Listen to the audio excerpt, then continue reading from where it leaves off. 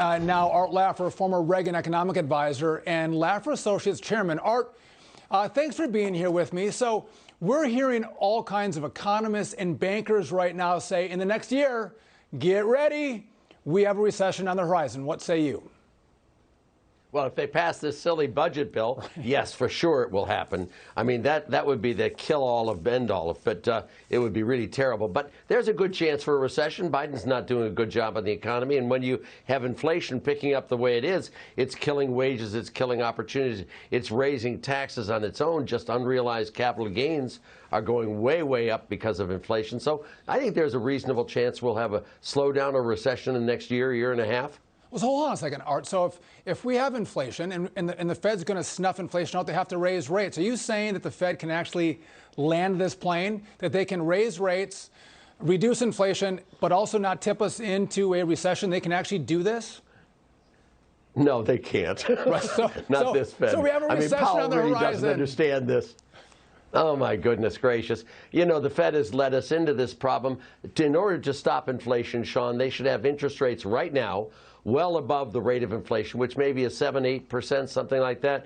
Interest rates should be at the 11-12% range on the near-term bonds. Let's say 3-year, 5-year, 10-year bonds should be in that in order to be able to get rid of inflation. They're not doing anything that I can see that would really cause the inflation rate to slow down. Now, it may slow down on its own, but there's nothing they're doing that would precipitate a slower rate of inflation. And the worse it gets, the bigger the downturn's going to have to be to bring us back. So, Art, not to go too much in the weeds, but is the real problem here the Fed's dual mandate to maximize employment but also have stable prices? So to have stable prices is one thing, but if they're focused on just employment, you can see runaway inflation even though we have an unemployment rate at 4%. How do they accomplish both of those things with the dual mandate? It's almost impossible, right? No, I don't think they have a problem with the dual mandate. I don't think.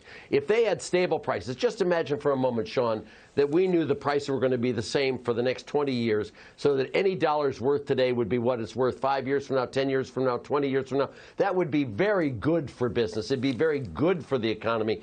Inflation is not good for the economy. It doesn't help employment, and it hurts the economy long term. So the better the job they do on inflation, the better the job they're going to do on the economy as well. Stable prices is a benefit for the economy, not something that hurts it. No. And they don't understand how to get stable prices.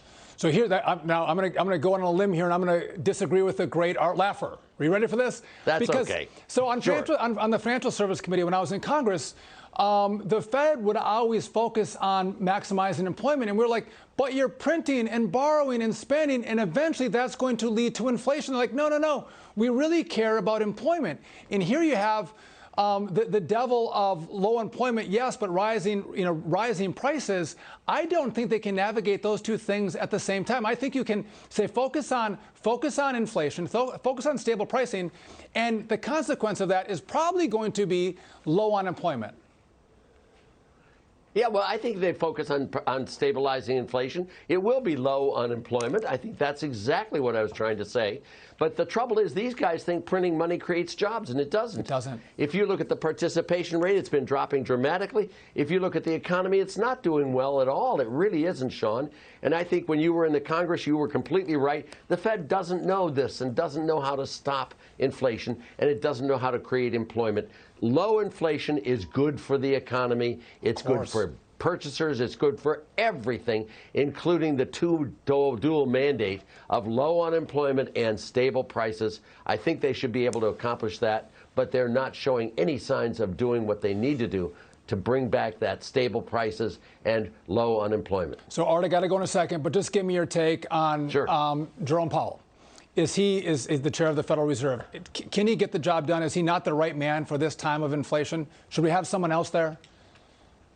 Well, there are people who are much better than Jerome Powell. He's a nice man. He's a very smart man and all of that. And he probably would be a good Fed board member. But when you're talking about chairman, you're talking about McChesney Martin, you're talking about Paul Volcker, you're talking about Alan Greenspan. He's not in that category at all. He's not up there amongst the greats. And we need a great right now. We desperately need a great one, Sean. We do. I know you did not mention Bernanke, which I would agree with that. So, Art Laffer. I did not mention Bernanke. No, I did not. I would agree with that. Art Laffer, as always, thanks for joining me.